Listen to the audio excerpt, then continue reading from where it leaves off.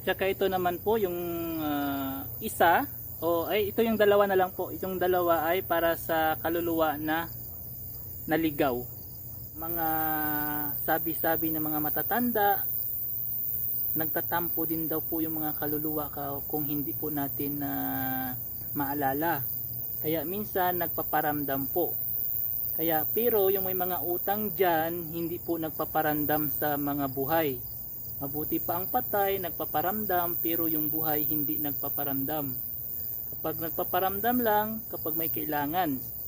Kapag may kailangan sa iyo na hingin o pibor. Hello mga katamsak, magandang gabi po sa lahat. Welcome again to my channel. Sa gabing ito, November 1, ay pinagdiriwang po natin yung mga pista ng mga batay o Saint Day. Kahit saang sulok man ng mundo tayo makarating, every November 1 bilang isang Kristiyano, ipinagdiriwang po natin yung pista ng mga patay o Saint Day bilang po sa pag-alala sa mga kaluluwa ng yumaong nating mahal sa buhay. Bilang isang OFW katulad ko, malayo po ako sa pamilya ko na sa Pilipinas at nandito po ako sa Saudi Arabia.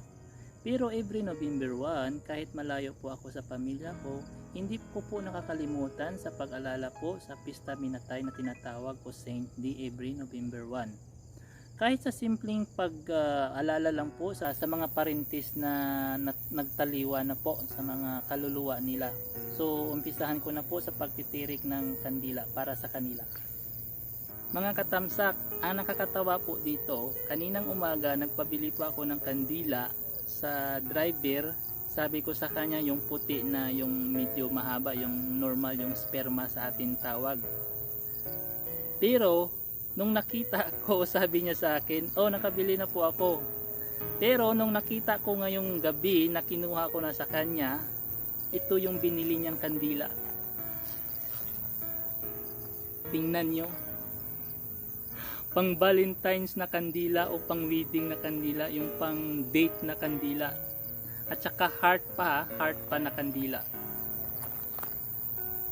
Tatlo po yung binili niya sa akin.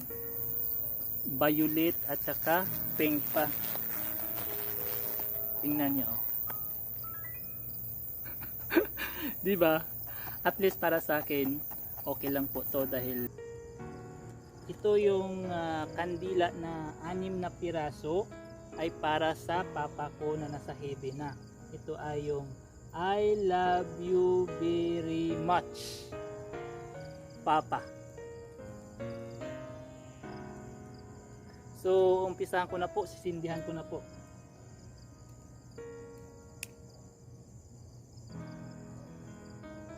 Papa Freddy ay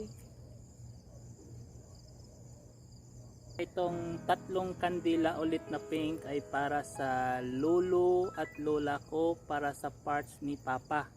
Si Lolo Juan at saka uncles at saka sa mga parents natin na nauna na po.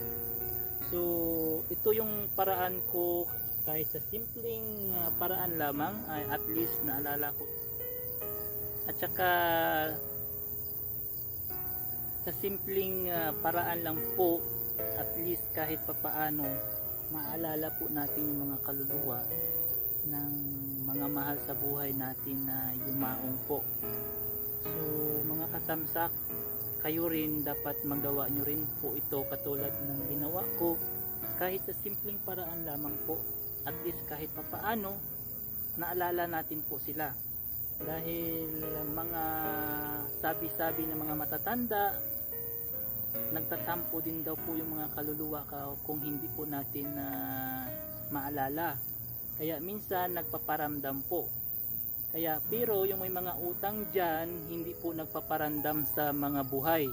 Mabuti pa ang patay, nagpaparamdam, pero yung buhay hindi nagpaparamdam po sa sarili nyo, o katulad nitong ginawa ko, kahit sa simpleng paraan lang.